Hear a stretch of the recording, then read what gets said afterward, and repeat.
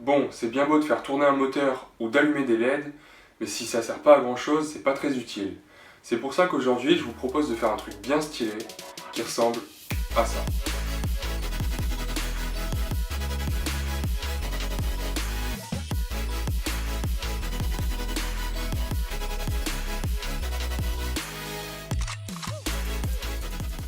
Alors je te rassure tout de suite, c'est vraiment pas compliqué à mettre en place, et en plus ça peut se mettre un peu partout, comme derrière une télé, sur un bureau, et ça peut rendre vraiment ton setup vachement stylé. Pour ce qui est de la liste de courses, je vous ai tout mis dans la description, mais sinon vous allez bien sûr avoir besoin d'un ruban de LED. Alors celui-ci c'est un ruban qui fait 3 mètres, mais il n'y a pas de souci, vous pouvez prendre la taille que vous voulez. Le principe du fonctionnement d'un ruban de LED en fait, celui-là c'est un RGB, c'est-à-dire qu'il a des LED de 3 couleurs, et on va contrôler chacune de ces 3 LED avec différentes intensités pour faire varier la couleur du ruban. Le ruban, on le verra par la suite, est composé de 4 pins, dont 3 vont nous servir à contrôler chacune des couleurs des LED. Le troisième servira à alimenter ces différentes LED. Pour contrôler l'intensité de chacune des couleurs des LED, on va utiliser ce qu'on appelle une entrée PWM. En gros, un signal PWM, ça ressemble à ça. C'est un signal à peu près carré, dont on va faire varier le temps où le signal est en haut et où le signal est en bas. Avec ceci, on pourra donc faire varier l'intensité de chacune des couleurs sur le ruban à LED. Petite précision, une LED sur ce ruban va être allumée quand le niveau d'entrée sera au niveau bas. C'est pourquoi on va avoir également besoin de ce petit composant là, qui est le ULN2803, je vous ai mis le lien dans la description, qui va en fait être composé de plusieurs portes logiques, et en l'occurrence des portes logiques inverseuses. C'est-à-dire que si on met un signal d'entrée sur une certaine broche à 1 par exemple, le signal sortie correspondant va être à 0. C'est tout simplement le principe d'une porte inverseuse.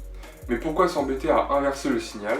Eh bien tout simplement, quand on écrira le code, on va pouvoir mettre une broche de la carte Arduino à 1 pour allumer une certaine LED.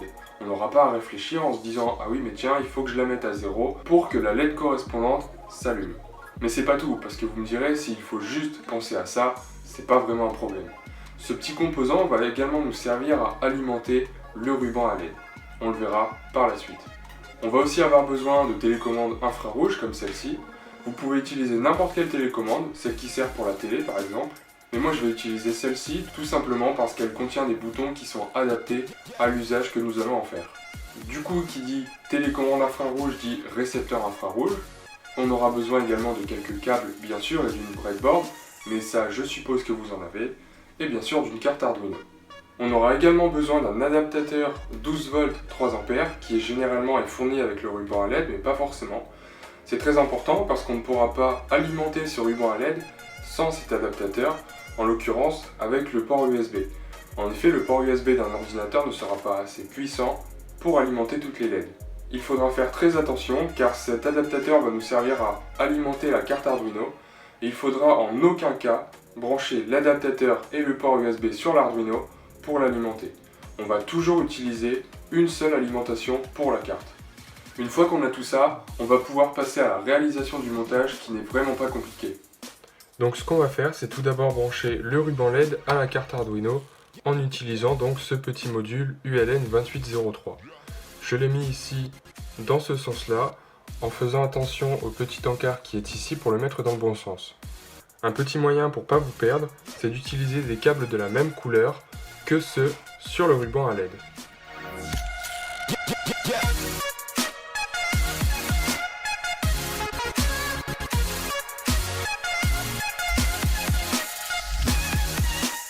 J'ai donc ici branché en regard les 3 câbles de couleurs différentes que l'on peut ensuite brancher sur la carte Arduino.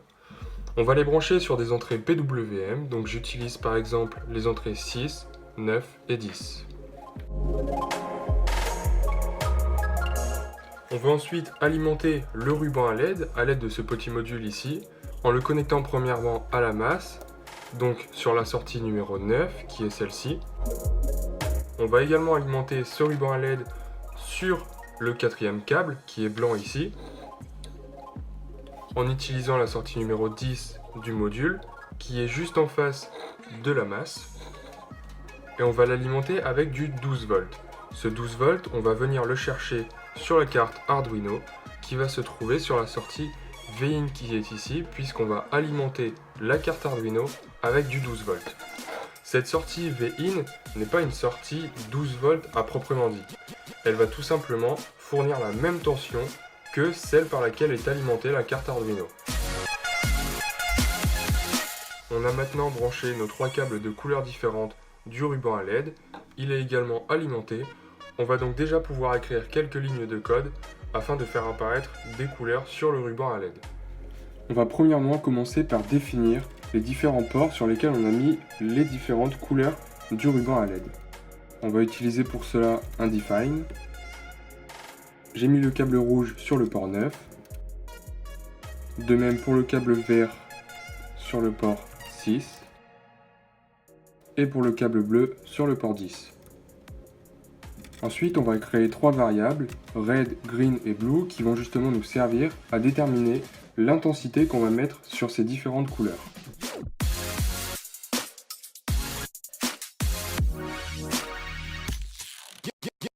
Je les ai mis ici à 155 par défaut, mais on peut tout à fait changer ces valeurs.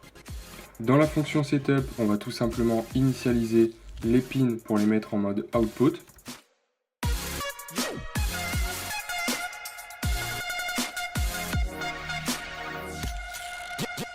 Et en dessous de la fonction loop, on va créer une fonction qui s'appelle setColor.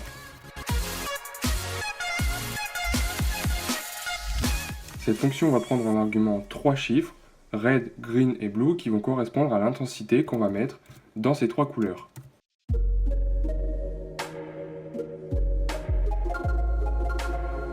Ici, on va en effet venir écrire une valeur analogue sur les sorties PWM. Ces sorties sont des sorties digitales. On va donc écrire une valeur analogique sur une sortie digitale. A priori, on pourrait se dire, il y a un problème.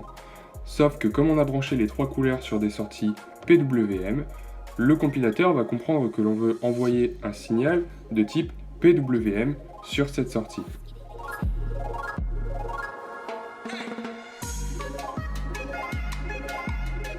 Dans la fonction loop, pour finir, on va tout simplement utiliser notre fonction setColor, dans laquelle on va passer 3 arguments différents. Ces valeurs vont être comprises entre 0 et 255. 255 étant la valeur pour laquelle la couleur est à son maximum. Ici, par exemple, en mettant les 3 arguments 255, 0 et 0, je vais tout simplement afficher une couleur rouge parfaite. On peut attendre une seconde, par exemple, et afficher une couleur bleue.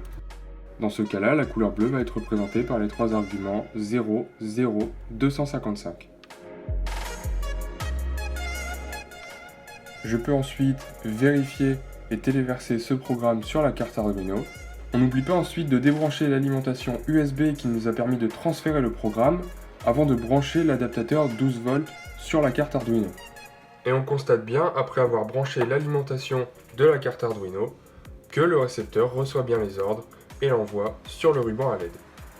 Bon, maintenant on arrive à contrôler les différentes couleurs du ruban à LED. Mais c'est bien beau tout ça, mais si on n'arrive pas à contrôler d'une part la couleur et surtout quand est-ce qu'on allume le ruban et quand est-ce qu'on l'éteint, ça va pas servir à grand chose. Alors pour contrôler ce ruban à LED, il y a plusieurs solutions. Moi j'ai choisi par exemple la solution télécommande, d'une part parce que tout le monde a une télécommande infrarouge chez soi, et puis aussi parce que c'est l'un des moyens les plus simples pour faire communiquer 2 objets.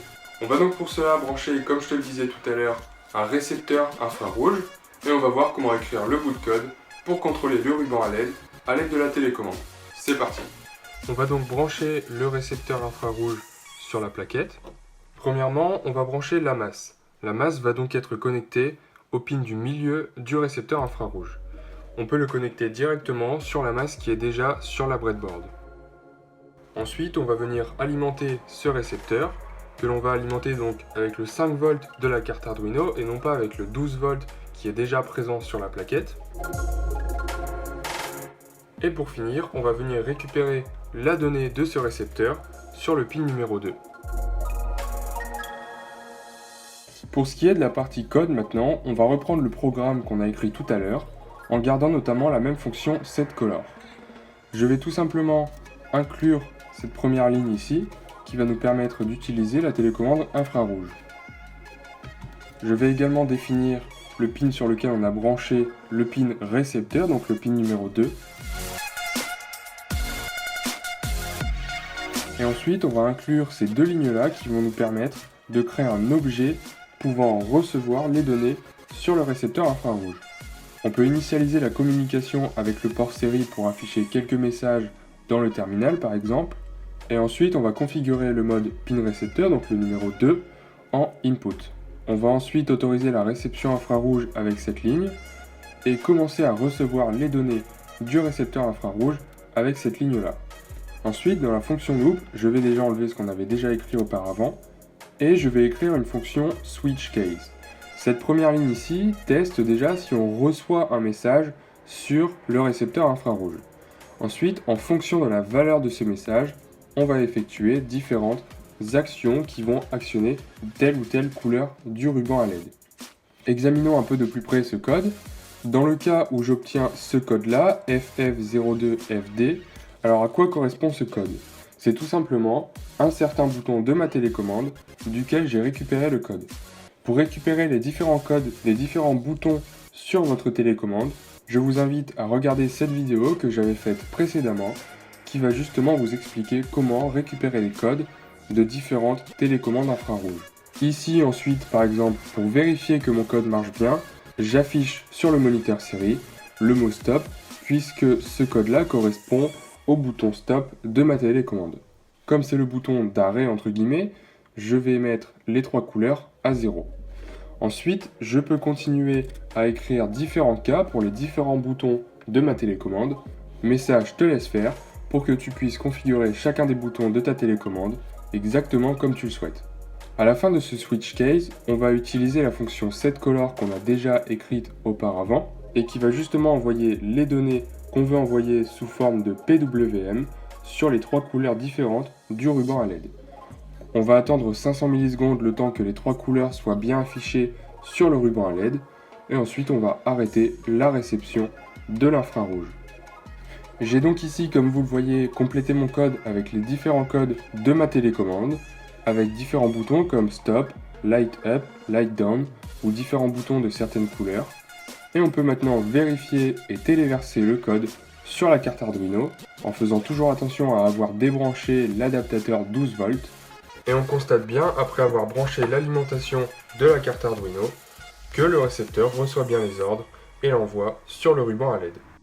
Maintenant, on n'a plus qu'à brancher la carte Arduino avec l'adaptateur 12 volts en faisant bien attention à débrancher l'USB de l'ordinateur, à placer le ruban LED où vous voulez, moi je l'ai mis juste derrière, à mettre le récepteur infrarouge à un endroit qui soit assez visible, puisque sinon la télécommande ne pourra pas envoyer les données au récepteur, et maintenant on n'a plus qu'à admirer.